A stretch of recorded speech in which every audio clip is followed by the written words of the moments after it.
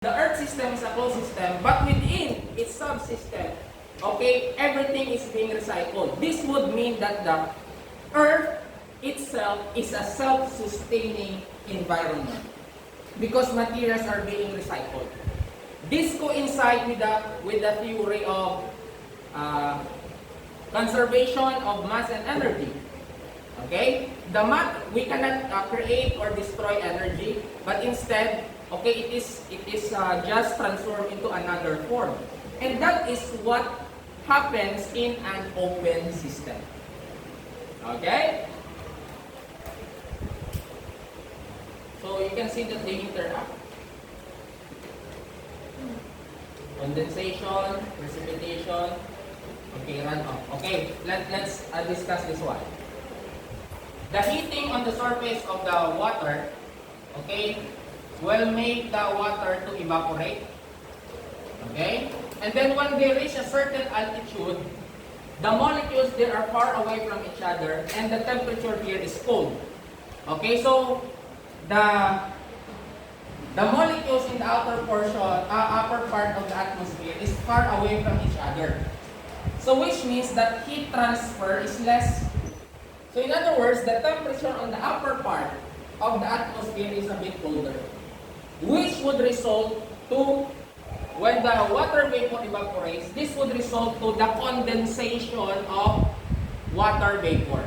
So what is condensation? Di ba? Walang kamera doon. Okay? If this is water, glass of water, I mean cold water, the surrounding area there has water vapor. And when the water vapor hits the surface or touch the surface of the glass, which is cold, it will form droplets. Okay, that droplets, okay, undergo the process of condensation. And that's what happens on the upper portion of the atmosphere. Okay, when the water vaporizes, because it's hot, it's light. Okay, when it reaches the upper portion, it starts to condense because of the cold temperature, and it will form clouds. When the process of condensation keeps on ongoing, what will happen is they start to gain more water, and it becomes heavy until such time that it can no longer hold it, and it will drop as rain. In the form, it will precipitate in the form of rain. So precipitation is basically, okay, the pouring of condensed water vapor. And how does it affect? It will hit the mountain. It may erode some soil. It will restructure the mountain. It will provide water to the plants. So you can see a lot of possible interaction is happening. And then, runoff. When you say runoff, it will go down, carry some salt minerals on it, and then it will make the ocean more salty. So it also affects the quality of water, the hydrostate. So you can see the different interaction. Okay, or it could be because of the cutting of trees. Okay, water will carry silt and will make the water the river silted.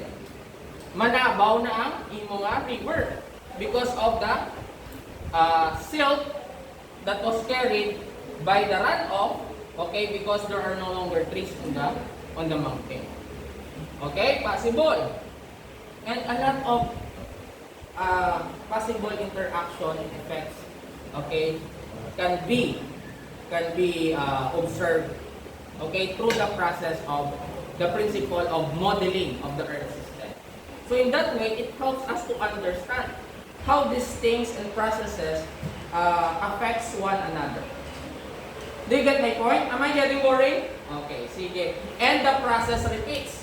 Heating, evaporation, condensation, precipitation. So you can see it's a process. Recycling, okay? And then it's a repetition. Something is gained, something is returned. That is an open system. Okay?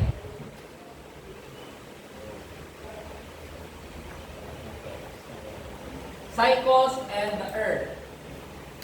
A biogeochemical cycle involves the movement of an element, such as carbon, through the four spheres of the Earth system.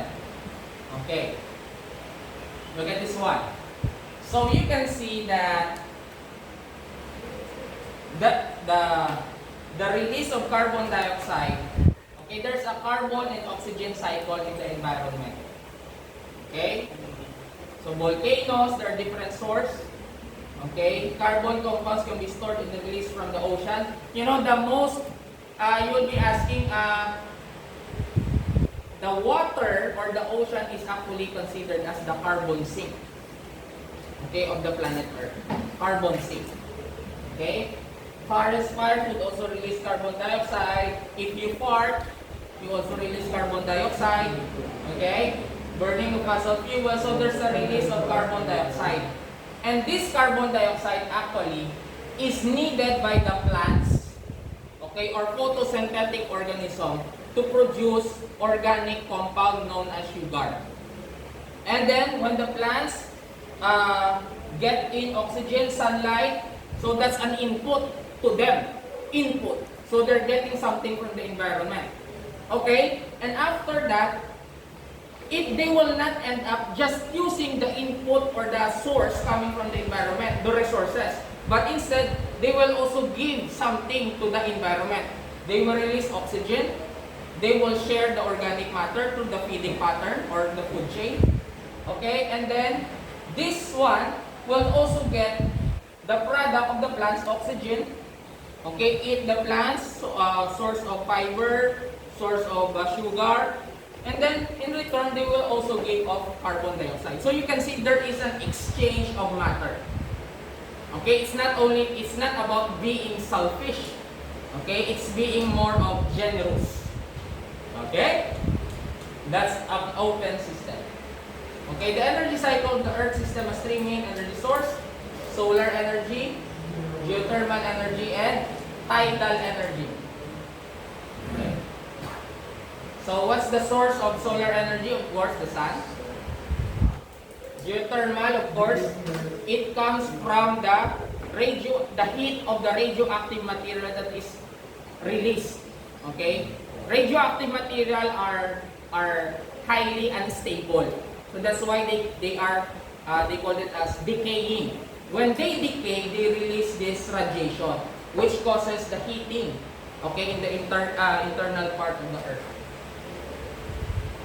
And then tidal, because of its kinetic energy, so you can also harness the power or the energy coming from the tidal waves in order to create electricity. Okay?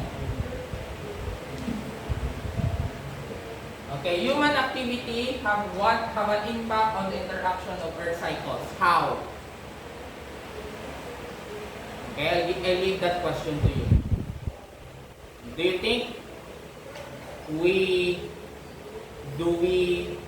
disrupt the interaction, or do we nurture it? Okay. Yes? I think sir, it's kind of both, because like deforestation is happening, so we're kind of ruining the biosphere and stuff. And we also benefit from it because like solar panels and like wind turbines, because there's some rock and police are also like having some cycles. So it's kind of both. Oh, okay. So I remember a story. There was a wise man. Nagimangkot sang bata. Ang gimangkot niyang bata. I have a butterfly in my hand. Is it alive or is it dead? It's done. What do you think? If you are the child, how would you answer it? Is the butterfly in my hand dead or alive?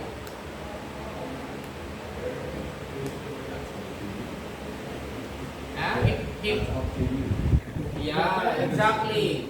If you will say it's alive, I'm going to crush it and I'll show it's dead. If you say it's dead, I will not crush it and release it as a free butterfly? So the answer here would also depend on your, not a perspective, but your intention, your purpose. Okay?